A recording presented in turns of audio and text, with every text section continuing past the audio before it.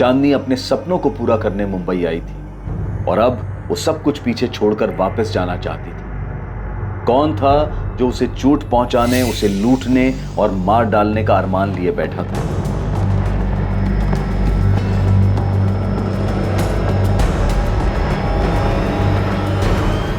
राठी साहब, आपका बेटा विवेक अपना दूसरा नंबर भी बंद करके बैठा है। एक बात बताइए, अगर उसने कुछ किया नहीं है तो हमारे सामने क्यों नहीं आ रहा है? डर क्यों रहा है वो इतना? आखिरी बार जब उससे बात हुई थी तो मैंने उसे समझाया था ये जो कुछ भी है पुलिस के सामने सरेंडर कर दे। जब पहले उसका ये दूसरा नंबर ऑन था तब उस वक्त आपने और आपकी पत्नी ने हमें नंबर क्यों नहीं दिया? आप लोग बचाने की कोशिश कर रहे हैं उसे बचाऊंगा क्यों जब मेरे बेटे ने कोई गलती नहीं की है? वो जल्दी वापस आ जाएगा।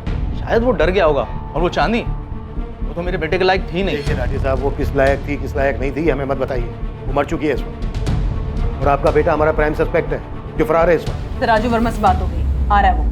गुड, नहीं तो हमें जाना पड़ता रांची और फिजूल में वक्त बर्बाद होता है। बात एक काम करो, तुम इस दिव्या और कंचन से इंक्वायरी करती रहो, मैं संदीप और आमिर को देख लूंगा। Sure sir.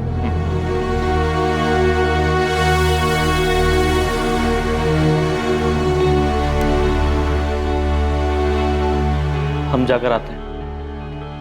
बेटा सब कुछ बता देना तुमसे क्या गलती हुई है और हमसे क्या गलती है। हम बॉडी परसों ले लेंगे। चांदनी के पति राजू क्रियाक्रम के लिए आ रहे हैं। आपसे विनती है तब तक बॉडी अपने पास ही रहने दीजिए।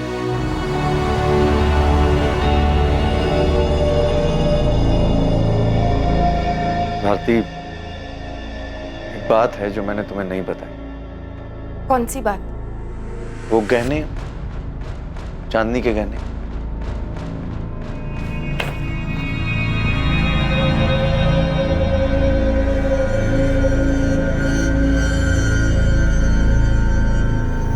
देखो भारती, गलत नहीं समझना। पता है हमको कि ये बात हमको पहले बता देना चाहिए, लेकिन दिमाग से निकल गया हमारे। और भी गहने हैं चांदनी के जो हमको दिए थे। अरे ऐसे क्या देख रही हो? सच कह रहे हैं हम, यकीन करो हमारा। अरे ध्यान में नहीं था, नहीं तो तुमसे छुपाते हम ये बात। इससे पहले कि चांदनी से जुड़े लोग चांदनी के बारे में अपना अपना बयान दे पाते और ये बता पाते कि उसकी मौत का कारण क्या हो सकता है, चांदनी के मर्डर के प्राइम सस्पेक्ट विवेक राठी ने पुलिस के सामने खुद को सरेंडर कर दिया, जिसे रेड कैप और ब्लैक जैकेट में देखा गया। क्या वो चांदनी का बॉयफ्रेंड विवेक राठी था जो उस दिन उसे मारने के इरादे से वहां आया था?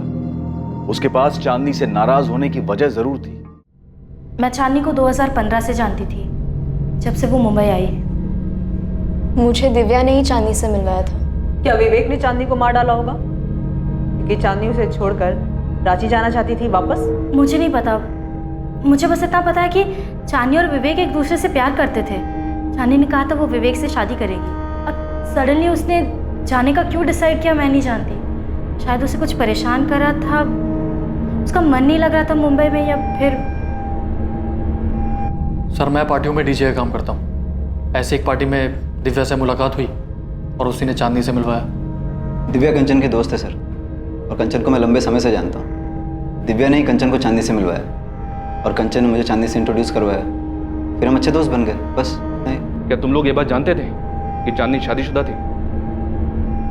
क्योंकि दिव्या का कहना है कि उसने विवेक को कहा था कि वो उससे शादी करेगी। सर हमें तो ये बात अब जाके पता चली और हमें क्या पड़ी थी उससे आगे पूछने की। फ्रैंकली कहूँ तो सर, उसने अपनी लाइफ का ये पहलू कभी हमारे सामने शेयर ही नहीं किया, और अगर हमें पता चल भी जाता तो क्या फ़र्क पड़ता। वैसे तो विवेक राठी हमारा सस्पेक्ट है क्योंकि वो चांदनी का बॉयफ्रेंड था, पर अभी हमारे पास इस बात के पुख्ता सबूत नहीं है कि 21 जुलाई की रात को विवेक ही रेड कैप और ब्लैक जैकेट में गया था। अभी तुम दोनों मुझे बताओ, तुम दोनों का चांदनी के साथ रिश्ता क्या था, दोस्ती के अलावा? सर मैंने चांदनी को नहीं मारा। तो फिर चाकू अपने साथ लेके जाने की क्या जरूरत थी? और कैप तो तूने इसलिए पहनी थी ताकि तू अपना चेहरा छुपा सके, कोई देख ना सके तुझे। सर मैं खुद चांदनी के मर्डर से दुखी हूँ। मैं गया था उस रात को उससे मिलने क्योंकि वो मेरी फोन इग्नोर कर रही थी। तुझे क्या लगता है हम तेरे झूठ पे यकीन कर लेंगे? मैं कह तो रहा हूँ, मैं उसके घर पे गया था उस रात को, मैंने उसे नहीं मारा। लगभग 1 महीने से ऊपर हो गया था सर, वो मुझसे बात नहीं कर रही थी। एक दिन अचानक से कहने लगी कि मैं घर चली जाऊँ। ब्रेकअप? क्या बकवास कर रही हो? तुम्हें पता भी है तुम क्या बोल रही हो? बस विवेक, अब मुझे वापस जाना है। कहाँ जाना है? रांची। चांदनी, देखो बहुत मुश्किलों से मैंने अपने पेरेंट्स को मनाया। तुम्हें भी पता है कि वो इस रिश्ते के कितने खिलाफ थे। अरे आज जब सब कुछ ठीक है, मुझे छोड़ के जाना चाहती हो? विवेक, जो हमारे बीच में था वो बहुत अच्छा था, पर अब मुझे वापस जाना है। मुझे तुमसे कोई शिकायत नहीं है। सर, अचानक से मुंबई छोड़ के उसने घर जाने का फैसला ले लिया और अचानक से मुझसे बात करना भी बंद कर दिया। काम पे भी नहीं जा रही थी, इसलिए मैं उसके घर पे गया था उससे बात करने।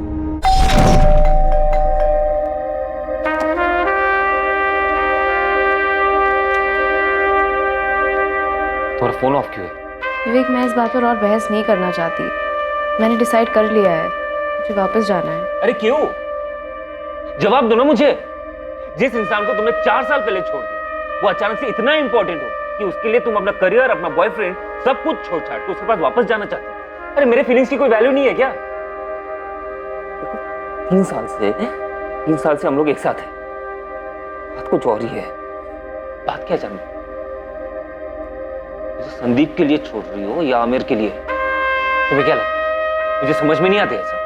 हाँ, ये बात अच्छी तरह से समझ लो, तुम मुझे किसी के लिए भी छोड़ नहीं सकती।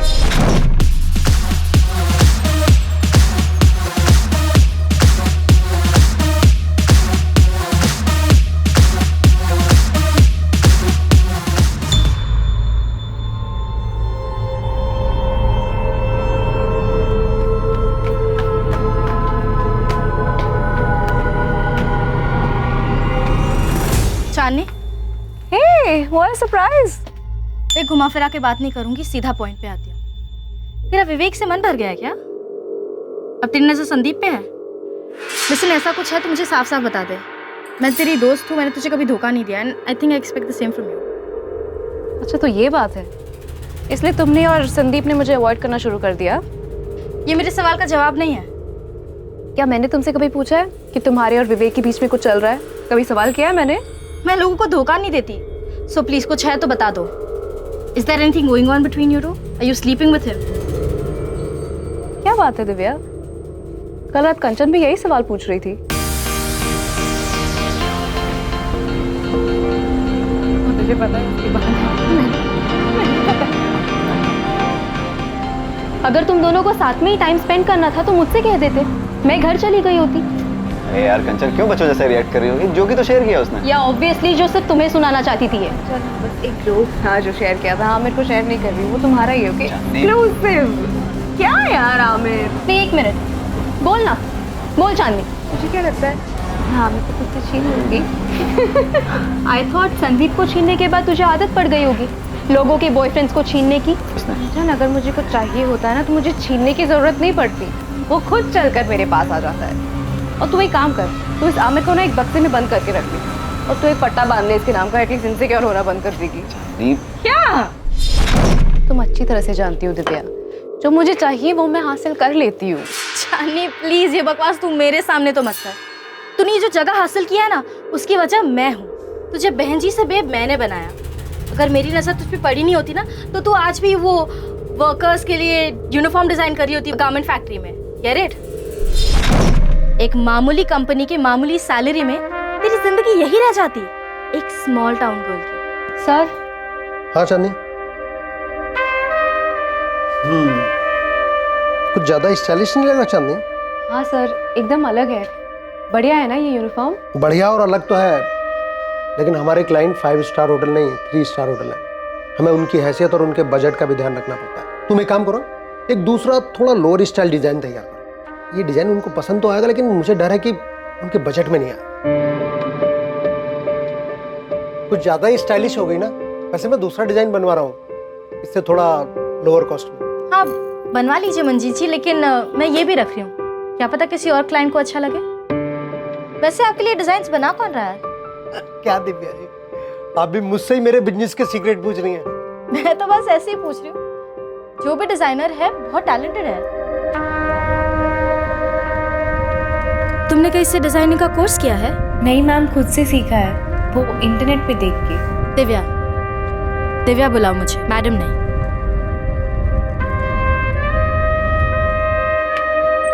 कम कम। मंजीत जी जो दे रहे हैं ना, उसका डबल दूंगी। हाँ करूंगी ना, क्यों नहीं। Great, sit. लेकिन चांदनी एक कंडीशन है। क्या कंडीशन? तुम हमारी एक्सक्लूसिव डिजाइनर होगी, लेकिन तुम्हारी डिजाइन्स पे लेबल हमारा होगा। दी दिव्यास फैशन, मेहनत तुम्हारी, लेबल हमारा। मंजूर है? हाँ मंजूर है। Amazing, welcome on board.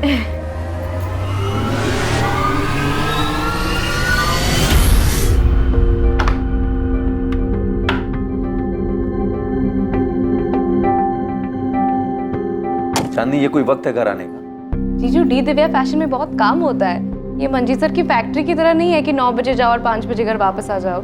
यहाँ पे मीटिंग्स होता है होटल में, 5 स्टार होटल में, बड़े बड़े क्लाइंट्स के साथ। अब बीच मीटिंग में उठ के तो नहीं आ सकते ना हम। चांदनी, राजू का फोन आ रहा था, तुम उसका फोन क्यों नहीं उठा रही हो? सबने एक सुर में कहा शादी कर दो, हमने शादी कर ली। अब हमको अपना सपना पूरा करना है, इतनी मेहनत कर रहे हैं हम। अगर राजू को कोई तकलीफ नहीं है राजू तो... की अच्छाइयों का नाजायज फायदा उठा रही हो, बस और कुछ नहीं। जीजू ये सही बात नहीं है। हाँ चांदनी, तुम यहाँ रहोगी तो तुम्हारी इन नादान बदतमीजियों का इल्जाम हम पर लगेगा। हम पर इल्जाम लगेगा तुम्हारे शादीशुदा घर को तोड़ने का। वैसे भी माँ और पापा खुश नहीं है तुम्हारे मुंबई आने से। ना राजू खुश है और ना ही तुम्हारे ससुराल वाले। उनको दुखी करके तुम ऐसे आराम से, अच्छा लगता है क्या? जीजू, दीदी, अगर आप लोग को पसंद नहीं है कि हम यहाँ पे रह रहे हैं तो कह दीजिए ना, हम शिफ्ट हो जाएंगे। चांदनी, इतनी बड़ी हो गई हो तुम अपने दीदी और जीजा से बदतमीजी करोगी? मुझे रहने के लिए जगह चाहिए दिव्या, यहाँ पे तो मुसीबत है। ब्रोकर के पास जाओ तो कहते हैं कि अकेली लड़की के लिए फ्लैट मिलना मुश्किल है। पति कहाँ है तुम्हारा, फैमिली कहाँ है, तरह तरह के सवाल पूछ रहे हैं। मैं कहाँ रहूंगी? तो तू अपना सामान ले और यहाँ आ जा। अरे आई एम नॉट किडिंग, तू अपना सामान नहीं भी लाएगी ना तो भी चलेगा, बस अपना ये हुलिया बदल ले यार। तू खुद एक इतनी अच्छी डिजाइनर है। देख चांदनी, तू बहुत टैलेंटेड है, लेकिन बस एक आउटलुक की कमी है। एक बात याद रख, अगर टैलेंट के 10 रुपए मिलते हैं ना तो बाकी के 90 प्रेजेंटेशन के मिलते हैं। तेरे सामने बैठा हुआ क्लाइंट, उसे पता नहीं चलना चाहिए कि तू मैरिड है।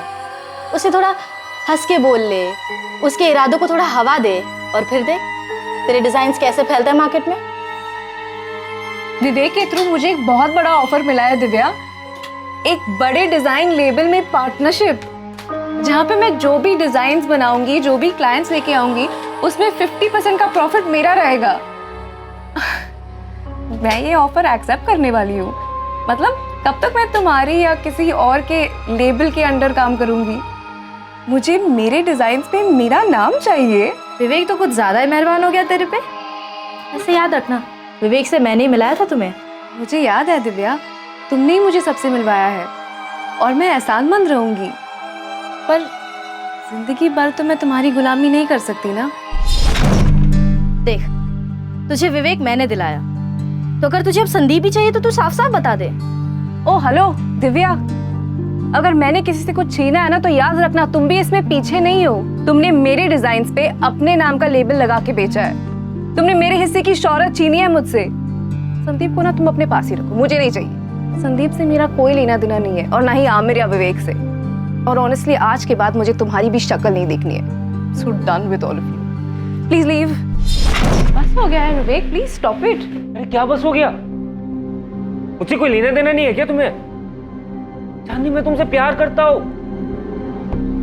चांदनी, तो शादी कर लो प्लीज। देखो, सारी दुनिया तुम्हारे कदमों में रख दूंगा, उम्मीदों से बढ़कर निकलूंगा। चांदनी प्लीज मुझसे शादी कर लो। चांदनी, तुम ना मुझे छोड़ के मत जाओ।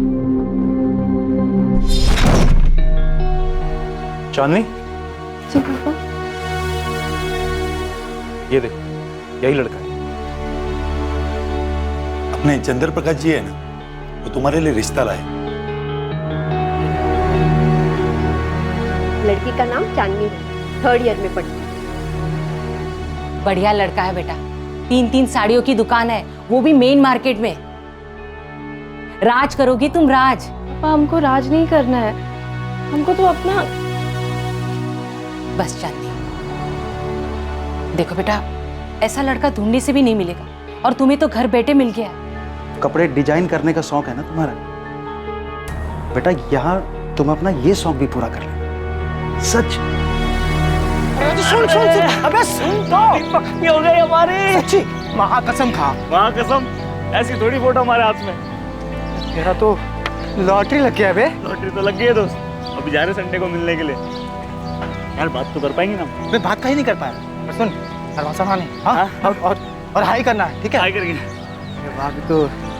भाभी हाँ का इंतजार कर रही होगी। तुम ना मुझे छोड़ के मत जाओ, प्लीज मुझे छोड़ के मत जाओ चांदनी। चांदनी प्लीज ऐसे मत करो मेरे साथ, प्लीज चांदनी। मुझे प्लीज कंट्रोल योरसेल्फ विवेक। मैंने डिसाइड कर लिया, मैं राजू के पास वापस जा रही हूँ। Stop it. क्या है?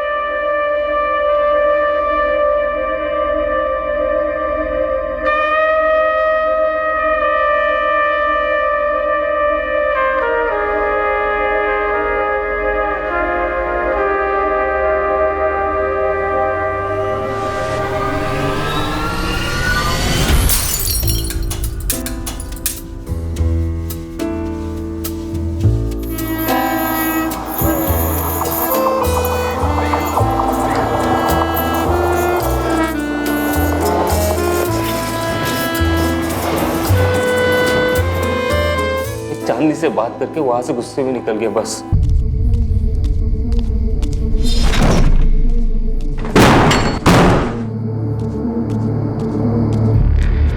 जब अकल ठिकाने आएगी वो खुद मुझे कांटेक्ट करेगी। लेकिन उसकी मौत की खबर आएगी ये मुझे पता नहीं था सर। मैं चांदनी से प्यार करता था, ये जानने के बावजूद कि ये क्या विवेक?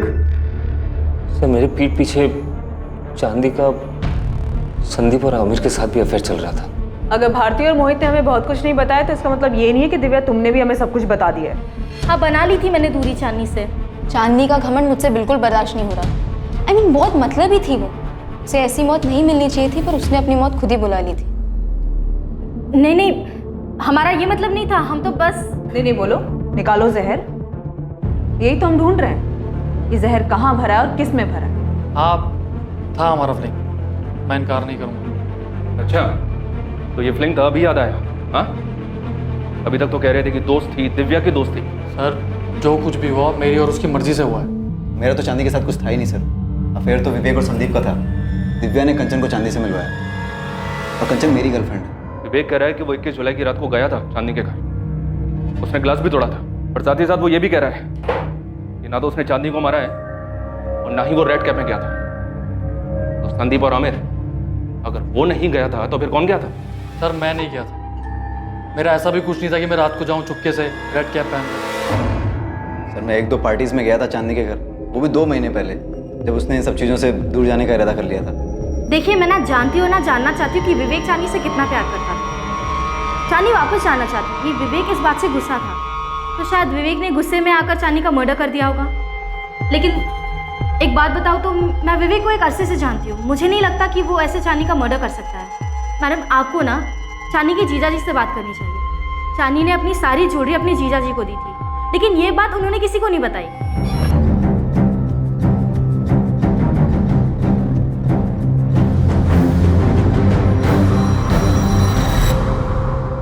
सर, वो ध्यान ही नहीं रहा एकदम। और एक तो जाने की तैयारी में उलझे हुए थे, और अचानक से चांदनी की खबर। अब इन सब के बीच में ऐसे उलझ गए कि ये बात दिमाग से ही निकल गई। क्या मतलब है मोहित यादव के दिमाग से ही निकल गई? अगर बाई चांस चांदनी ने दिव्या को अपने वापस जाने की ज्वेलरी तुम्हें देने की बात नहीं बताई होती, तुम तो सारा माल दबा के बैठ गए। नहीं नहीं सर। क्या नहीं? कितनी बार तुमसे पूछा ज्ञानों के बारे में, पैसों के बारे में, पर हर बार तुमने यही कहा कि तुम्हें तो कुछ पता ही नहीं है। चांदनी ने तुम्हें कुछ नहीं बताया, और अब सारी की सारी ज्वेलरी तुम्हारे पास से निकली। मैं ये बात नहीं जानती थी। चांदनी ने मुझे वापस जाने की बात कही थी, लेकिन गहनों के बारे में कुछ नहीं कहा था। उसने कब इन्हें गहने दिए, मुझे इस बारे में कुछ नहीं पता। चांदनी को लगा होगा कि ये गहने सब सुरक्षित पहुंचा देंगे। भारती को बताना जरूरी नहीं समझा होगा। दिव्या, चांदनी ने तुम्हें कॉल करके बताया था क्या कि उसने अपनी सारी ज्वेलरी अपने जीजा मोहित को दी है? उसने मुझे फोन नहीं किया था, मैंने उसे फोन किया था। मैं तो बस जानना चाहती थी कि कहीं उसकी मुंबई छोड़ के जाने की वजह चांदनी और मेरे बीच संदीप को लेकर जो झगड़ा हुआ था, कहीं वो तो नहीं है। लेकिन फिर उससे बात करके पता चला कि वजह तो कुछ और ही है। नहीं दिव्या, ऐसी कोई बात नहीं है। पर अब जब तुमने कॉल किया है तो मैं तुम्हें बता दूं।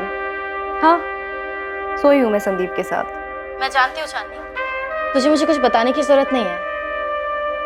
लेकिन मैं बस इतना जानना चाहती हूँ कि कहीं यही तो वजह नहीं है कि तुम मुंबई से। क्या? मुंबई से क्या? मैं भाग नहीं रही हूँ दिव्या, मुझे बस खुश रहना है। सब कुछ छोड़ के मैं यहाँ मुंबई आई थी, अब मुझे बस वापस जाना है। दीदी और जीजा जी भी अगले हफ्ते रांची जा रहे हैं, मैं उन्हीं के साथ अपने सारे गहने भेज दूंगी और उसके कुछ दिनों बाद मैं भी चली जाऊंगी। मैंने उससे कुछ नहीं पूछा, वो तो अपनी ही धुन में थी और बात बात में उसने बता दिया। सच कहूँ तो मैं ये बात भूल भी गई थी, लेकिन जब इंस्पेक्टर ने मुझे ज्वेलरी के बारे में पूछा ना, तब मुझे याद आया कि हाँ, चांदी ने ऐसा कुछ कहा तो था। मेरी तरफ क्या देख रही? मैंने क्या किया? मैंने चांदनी को नहीं मारा। आप भी बैठिए यहाँ। क्यों, किस लिए? बैठिए, साहब आएंगे तो बात करेंगे। चांदनी के पड़ोसी ललित ने किसी शख्स को रेड कैप और जैकेट के साथ देखा था। क्या वो संदिग्ध शख्स इन चारों में से कोई एक?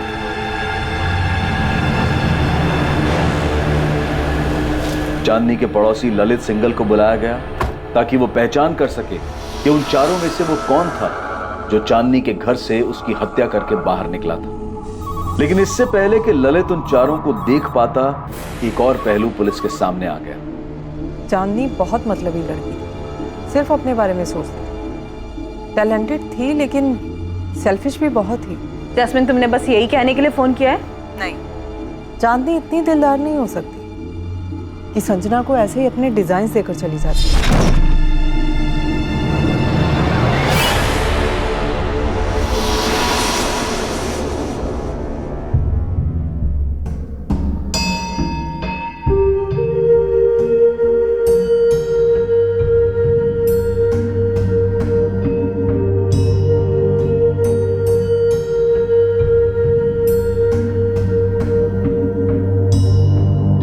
मैं तो बस देख रही थी। जैस्मिन, चांदनी ने खुद दिए डिजाइन्स मुझे, तुम्हें मेरी बात पर भरोसा नहीं है क्या?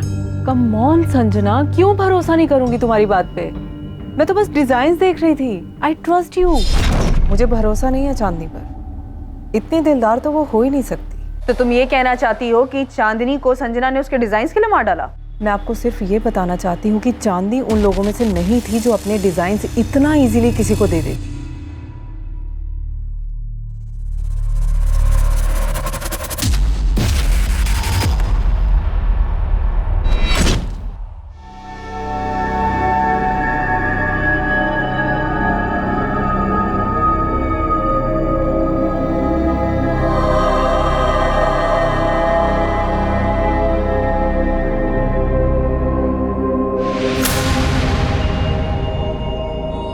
इन चारों शख्स में से कोई था?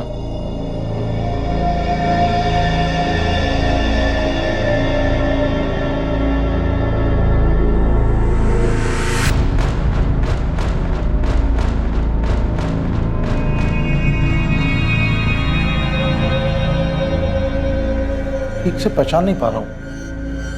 उसने जैकेट का कॉलर ऊपर किया हुआ था और कैप पहनी हुई थी। हाइट बॉडी देख के भी कुछ पता नहीं चल रहा है, कौन हो सकता है? वो ये जो तीनों एक साथ बैठे हैं, उनको तो मैंने चांदनी के घर पे आते जाते देखा, लेकिन उनमें से कौन हो सकता है ये कहना मुश्किल है। और वो चौथा? उसको तो मुझे याद नहीं आता कि कभी ऐसे देखा हो मैंने। ये जैकेट और कैप पहनो तुम चारों। क्या है सर? सर, मैं आपको पहले भी कह चुका हूँ, मैं गया था चांदनी से मिलने उस रात, लेकिन इसका मतलब ये तो नहीं कि मैं अपना मुंह छुपा के जाऊंगा ना। और सर, मैं तो गया ही नहीं था। सर, मेरा उसके घर जाने का सवाल ही नहीं उठता। सर, ज्वेलरी लेकर आया थे हम, लेकिन बात बस इतना ही है कि हम सामने से आकर के नहीं बताएं। मैं अभी नाम नहीं लूंगा, पर तुम चारों में से किसी एक को पहचान लिया गया है। सीढ़ियों से नीचे उतरते हुए देखा गया। हम सिर्फ तसल्ली करना चाहते हैं, वरना शक की बिना पर तुम चारों को अरेस्ट किया जा सकता है, या सिर्फ उसको जो असल में कातिल है। ये जैकेट और कैप पहनो, हम अभी देखना चाहते हैं कि हमने जैसे पहचाना है वो वही है या नहीं।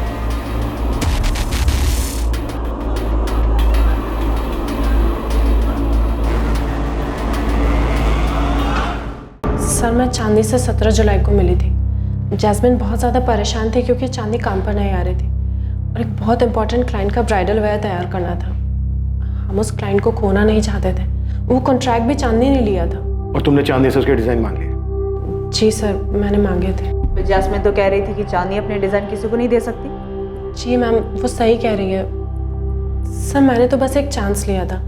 चांदनी एनीवे सब कुछ छोड़कर जाने वाली थी, तो मैंने मौका देखकर उसके डिज़ाइंस मांग लिए। क्लाइंट महराज जिनका ब्राइडल वेयर तैयार करना था, चांदनी उन्हें बहुत अच्छे से जानती थी। उनकी पसंद नापसंद सब मालूम था उसे। तो मेरे लिए तो ये एक बहुत बड़ा मौका था। अगर मेरे नाम के डिज़ाइंस महराज की शादी में यूज़ हो जाते तो मेरे करियर को एक अच्छा लीप मिल जाता। बस इसीलिए मैंने उसके डिज़ाइंस मांगे थे। लेकिन ये बात तुमने जैस्मिन को नहीं बताई कि वो डिज़ाइन तुमने चांदनी से लिए?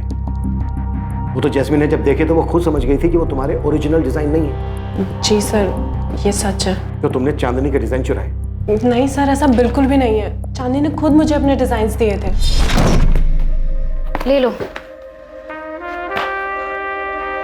चांदनी, मीराज की सारी ब्राइडल डिज़ाइंस है इसमें, और कुछ ऐसे भी डिज़ाइंस हैं जो मैंने यूं ही बनाए थे, किसी क्लाइंट के नहीं है। तुम रख सकती हो, अब मुझे इनकी कोई ज़रूरत नहीं है। Thank you Chandni, thank you so much. Sir उसने खुद ही दे दिए मुझे सारे डिज़ाइंस। सर मैंने चांदनी की कोई चीज़ नहीं चुराई। वो दुखी थी, मुझे नहीं पता वो वापस क्यों जाना चाहती थी, पर दुखी थी। तो तुमने ये बात जैस्मिन को खुद क्यों नहीं बताई कि चांदनी ने अपने सारे डिज़ाइन तुम्हें खुद दिए थे? मैं चाहती थी कि सबको लगे ये मेरे ओरिजिनल आइडियाज़ है, मेरे डिज़ाइन है। मुझे भी चांदनी के जैसा नाम चाहिए था, बस इसीलिए चुप रही मैं। लेकिन जब जैस्मिन ने मेरे डिज़ाइंस देखकर कहा कि वो चांदनी के डिज़ाइन से मैच हो रहे, तो मैंने सच बता दिया था। मैंने झूठ नहीं बोला। और अगर मैंने झूठ बोला होता तो मैं चांदनी का फोल्डर अपने वर्क स्टेशन पर क्यों रखती? एटलीस्ट उसका कवर तो चेंज कर देती। मैम, सर, मैंने चांदनी की कोई चीज़ नहीं चुराई है और ना ही किसी को भेजा है चोरी करने के लिए। सारी पॉसिबिलिटीज ट्राई कर ली है सर। ये ललित श्योर नहीं कि इसने किसको देखा है। इसे सभी एक जैसे ही लग रहे हैं। कोई भी हो सकता है सर, चारों में से। लेकिन ललित जी, कोई एक ही था। हाँ, एक तो था, लेकिन पहचान में नहीं आ रहा, तो ऐसे कैसे किसी का नाम ले लूँगा? कॉल रिकॉर्ड से कुछ सामने आया स्वाति? सर विवेक राठी के अलावा और किसी का फोन लोकेशन कांदीवली ईस्ट नहीं दिखा रहा है, जहाँ चांदनी रहती थी। और विवेक राठी का कहना है कि उसने ना तो जैकेट पहनी थी और ना ही कैप। सर रेड कैप और जैकेट पहचान छुपाने के लिए पहना गया था। और अगर वो विवेक राठी होता तो अपने साथ अपना मोबाइल फोन लेकर क्यों आता? बाकी बचे 3, संदीप पाराशर, आमिर सैयद और चांदनी का जीजा मोहित यादव। इन तीनों में से कोई है? सर ये मोहित यादव मुझे ठीक नहीं लग रहा। उसकी बीवी ने भी सामने ऐसा कर कुछ नहीं कहा। जब हमने इन दोनों को खोदा तब कहीं जाकर दोनों ने पकना शुरू किया। तो हम इन लोगों के इर्द गिर्द घूम रहे हैं। संजना ने कहा था कि चांदनी दुखी थी, वो वापस रांची अपने पति के पास जाना चाहती थी। लेकिन विवेक नहीं चाहता था कि चांदनी यहाँ से जाए। तो कहीं ऐसा तो नहीं कि हम यहाँ ढूंढ रहे हैं और ये सारा किया धरा उस राजू वर्मा का हो?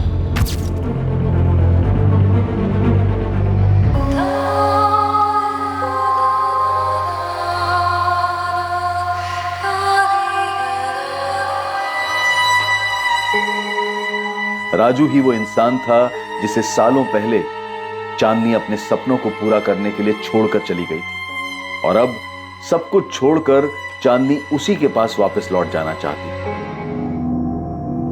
क्या राजू चांदनी को वापस अपनी जिंदगी का हिस्सा नहीं बनाना चाहता था? क्या अपने पुराने जख्म की वजह से राजू वापस आ गया था चांदनी को भी जख्म देने के लिए, ये बताने के लिए कि अब उसको चांदनी की जरूरत नहीं है, अब वो उसका इस्तेमाल नहीं कर सकती, अब वो चांदनी के अरमानों की सीढ़ी नहीं बनेगा? चांदनी ने सिर्फ तुम्हारा इस्तेमाल किया। उसने तुम्हारे साथ शादी करने के लिए हाँ कर दी और तुम खुशी के मारे झूम उठे, उसके साथ जिंदगी बिताने का सपना देखने लगे, क्योंकि ये सपना तुम पहले से देख रहे थे। जिस दिन चांदनी का मर्डर हुआ उस दिन तुम्हारा फोन लोकेशन दिखा रहा है रांची, लेकिन तुमने किससे कांटेक्ट किया ये नहीं दिखा रहा है। किसे हायर किया तुमने चांदनी को मरवाने के लिए? या फिर खुद ही आए थे अपने हाथों से चांदनी का मर्डर करने? आपने जितनी भी बातें कही ना, उसमें से सिर्फ इतना ही सही है कि हम सपना देखे थे चांदनी से शादी करने का। हमें नहीं मालूम वो क्यों वापस आना चाहती थी। हमें तो ये भी नहीं मालूम कि क्या अब वो राजू है भी या नहीं, जो कभी उसे टूट के प्यार करते थे। एक इंसान जो उसको खुश रखने के लिए क्या कुछ नहीं करता है, राजशाही व्यवहार किया जैसे वो कोई रानी हो। हमारा सपना पूरा हो गया था, हम अपने ही धुन में खोए रहते थे। उस खुमारी में हमने उससे कभी ये तक नहीं पूछा क्या वो हमसे शादी करना भी चाहती थी। फैशन डिजाइनिंग करना है तो कर लो, इसमें इतना सोच कह रही हो? हमको मुंबई जाना है, तुम चलोगे?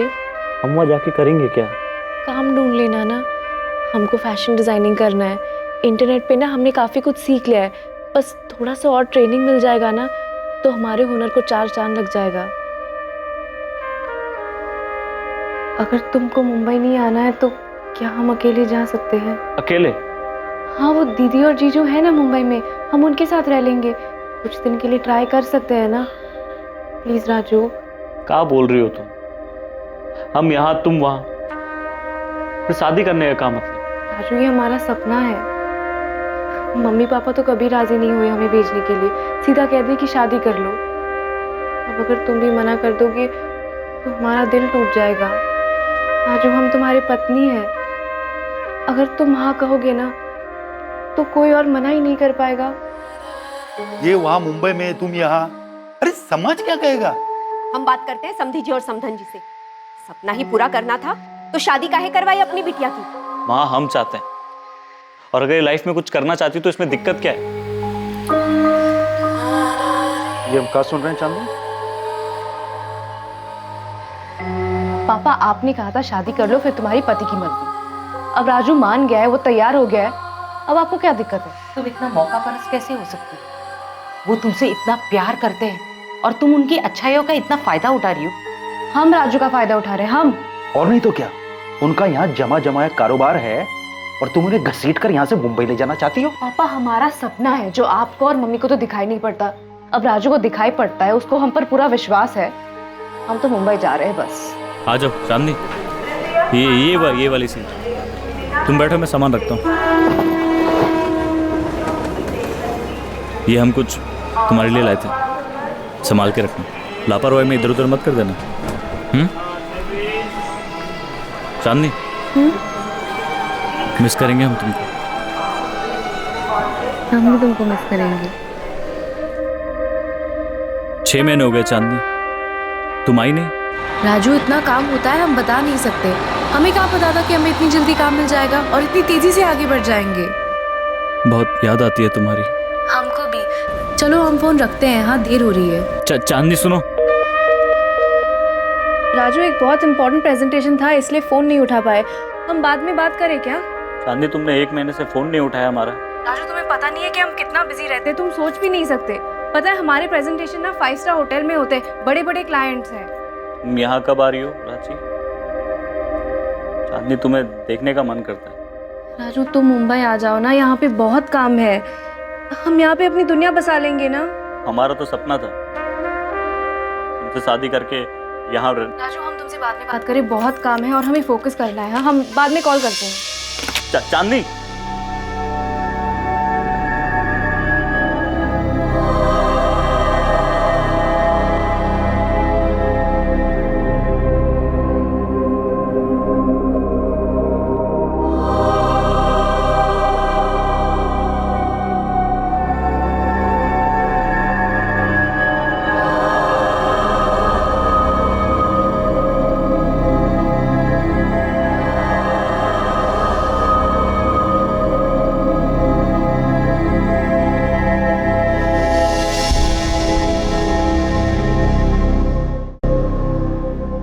राजू, राजू। हाँ हाँ, वो बोलो ना, कुछ सोच रहे थे हम। हमने कहा हम वापस आ रहे हैं, कुछ बोले नहीं।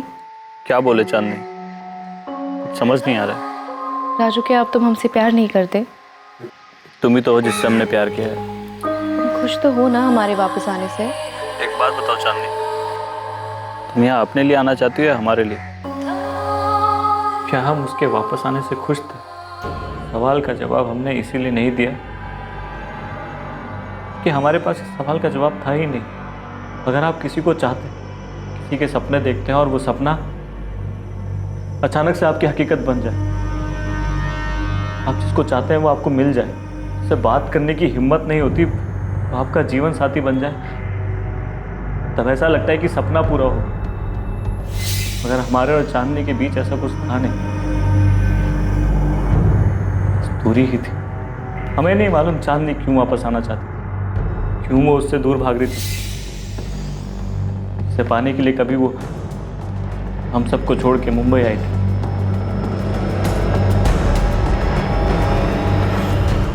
सर उसे पाके हमें कुछ मिला नहीं, उसे मार के भी हम क्या हासिल कर लेते। अगर आपको फिर भी लगता है कि हम उसके कातिल हैं, तो हमारे पास कुछ है नहीं और कहने के लिए। ये तो टूटा हुआ हारा हुआ बेचारा पति भी है और प्रेमी भी। क्या हम इस विवेक राठी पे गलत शक कर रहे हैं? हो सकता है सर। वैसे हमारे पास उसके खिलाफ कोई ठोस सबूत नहीं है सिवाय उसकी फोन लोकेशन की, जो कि चांदनी की लोकेलिटी का है। हैरानी की बात यह कि वो इस बात से इनकार भी नहीं कर रहा है कि वो वहां गया था। फॉरेंसिक टीम को चांदनी घर में ग्लास पर फिंगरप्रिंट मिले और बॉटल पर भी। और कहीं चांदनी की बॉडी लॉकर या कहीं और? No sir, no fingerprint, locker पर भी नहीं। ये जरूर चांदनी के फ्रेंड सर्कल से कोई होगा। चांदनी के रांची जाने के डिसीजन से विवेक हट हुआ होगा। चांदनी के इस मर्डर का मोटिव तो गुस्सा ही हो सकता। लेकिन ये सफर इतना भी आसान नहीं था। बहुत मुश्किल था पता करना कि चांदनी पर किसके गुस्से का कहर टूटा था, उसके बॉयफ्रेंड विवेक राठी का।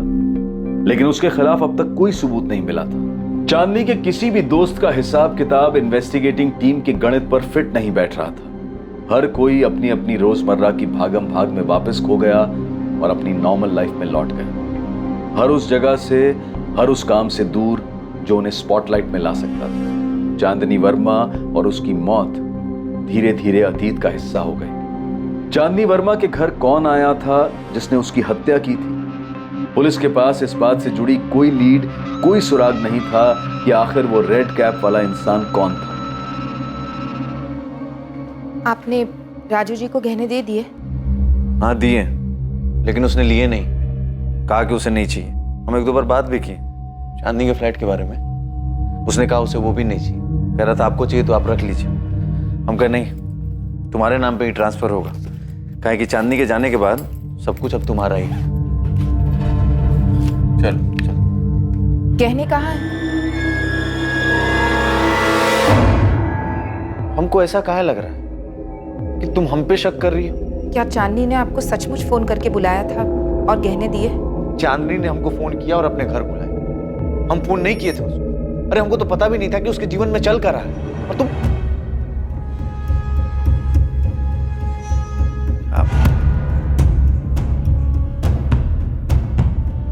चांदनी की मौत को अब 2 महीने हो चुके थे और केस ठंडा पड़ता जा रहा था। इस केस में कोई भी प्रोग्रेस दिखाई नहीं दे रही थी। चांदनी की मौत के पीछे एक मकसद था, किसी का गुस्सा जिसका कहर चांदनी पर टूटा। लेकिन एक मकसद और था, चांदनी के गहने। कोई उसके सारे गहने भी लेना चाहता था और उन गहनों से अपने सपनों को पंख देना चाहता था। मैं सब इंस्पेक्टर रमेश शर्मा बोल रहा हूँ। कौन बोल रहा है? सर, शरद जोशी, नानानाथ ज्वेलर्स से बोल रहा हूँ। आपके एक इन्फॉर्मर ने 2 महीने पहले मुझे चोरी के गहनों के बारे में बताया था। कुछ आया क्या तेरे पास? हाँ, एक डायमंड ईयरिंग का जोड़ा आया है। ये तो असली हीरा लगता है। ऐसा लग रहा है? बहुत अच्छा लग रहा है, काफी महंगा भी लग रहा है। 1.25 लाख रियल डायमंड्स। ये चांदनी वर्मा की और ये मुझे दिव्या से मिला।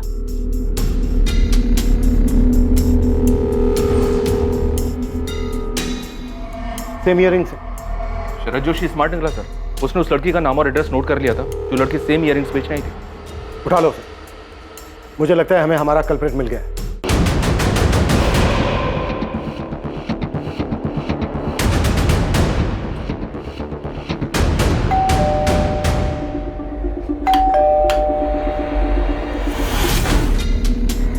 जी? रुखसाना सईद आपकी बेटी है? जी, क्या हुआ? ये आमिर सईद। कौन है ये? जी, ये मेरा बेटा है। क्या बात है? बुलाइए दोनों को बात करें। लेकिन बात क्या है, बताएंगे आप?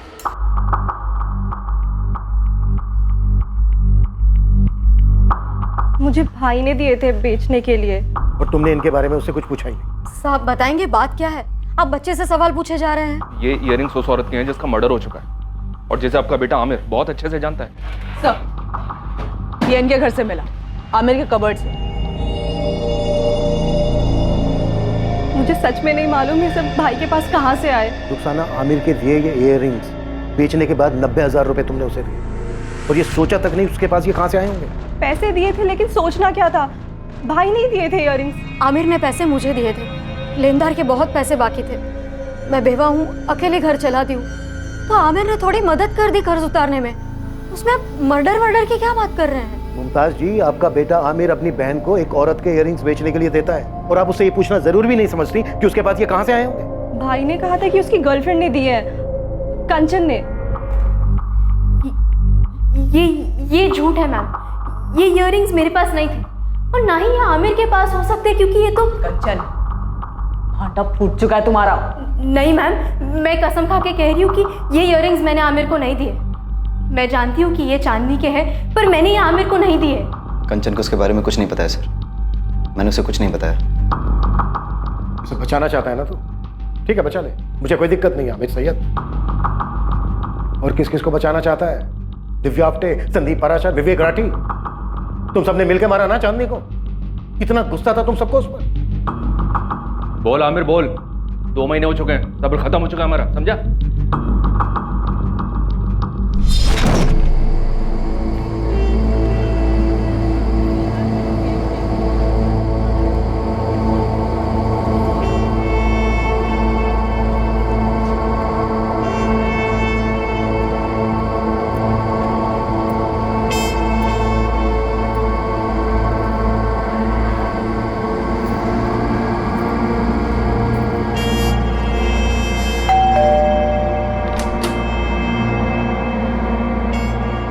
लगता है आज रात सबके सब अपने इश्यूज क्लियर करके ही मानोगे।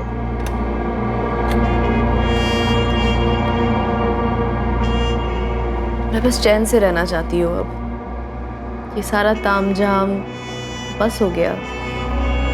सो सॉरी यार आमिर, कंचन को भी बोलना that I am really sorry. मुझे ऐसे उसे इंसल्ट नहीं करना चाहिए था। तू ना इस आमिर को एक बक्से में बंद करके रख दे और तू एक पट्टा बांध ले इसके नाम का, एटलीस्ट इनसिक्योर होना बंद कर दी।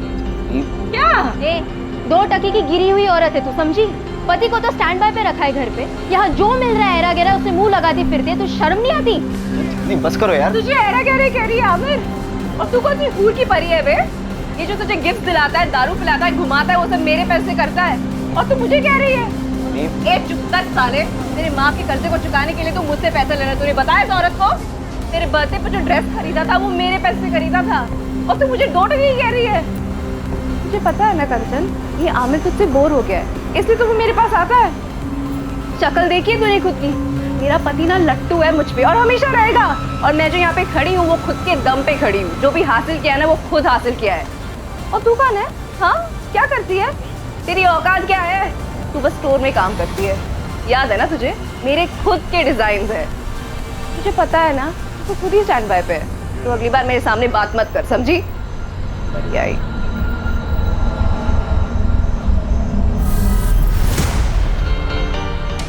चांदनी तूने अच्छा किया।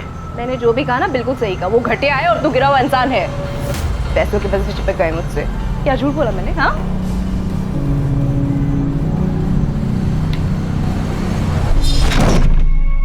प्लीज मुझे माफ कर दो। मुझे भी माफ कर देना चांदनी।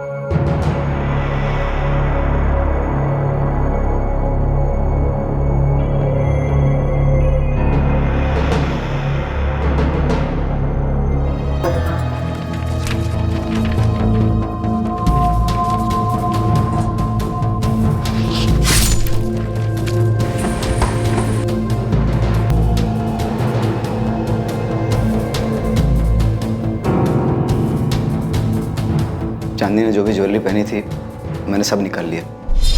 बाद में पता चला कि उसने पहले ही अपने सारे गहने अपने जीजा को दे दिए थे। कंचन को पता था ये सब? नहीं सर, उसकी तो चांदनी से उस झगड़े के बाद कभी बात नहीं हुई। मुझे लेनदारों को देने के लिए पैसे चाहिए थे।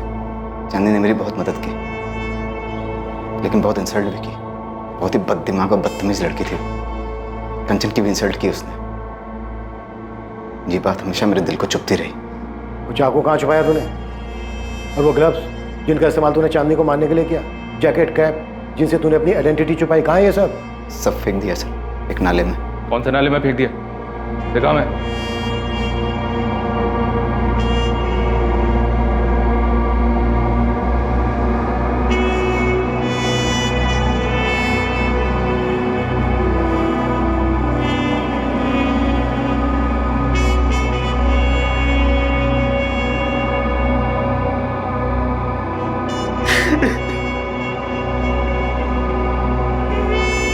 आमिर सैयद को आईपीसी की धारा 302 के तहत बुक किया गया। चांदनी वर्मा की मौत हो चुकी थी और आमिर सैयद उसे मारने की सजा भुगत रहा था। जब भावनाओं को ठेस पहुंचती है तो अक्सर उसके बदले में इंसान चोट पहुंचाने वाले को और भी गहरा जख्म देने की ख्वाहिश रखने लगता है और भावनाओं का यह बवंडर अंत तक दोनों को ही जख्मी कर छोड़ता है। हमें हमेशा कोशिश करनी चाहिए कि हम कभी किसी को ठेस ना पहुंचाएं और कभी हमें ठेस पहुंचे तो उसके बारे में ज्यादा ना सोचकर उसे नजरअंदाज करने की कोशिश करें। अब मैं अनूप सोनी आपसे विदा लेता हूं। कल रात आपसे फिर मुलाकात होगी कौन बनेगा करोड़पति के करमवीर एपिसोड के बाद एक और नए केस के साथ। और याद रखें, क्राइम और आपके बीच में सिर्फ इतना फर्क है कि आप कितने सतर्क हैं। सतर्क रहें, सुरक्षित रहें। जय हिंद।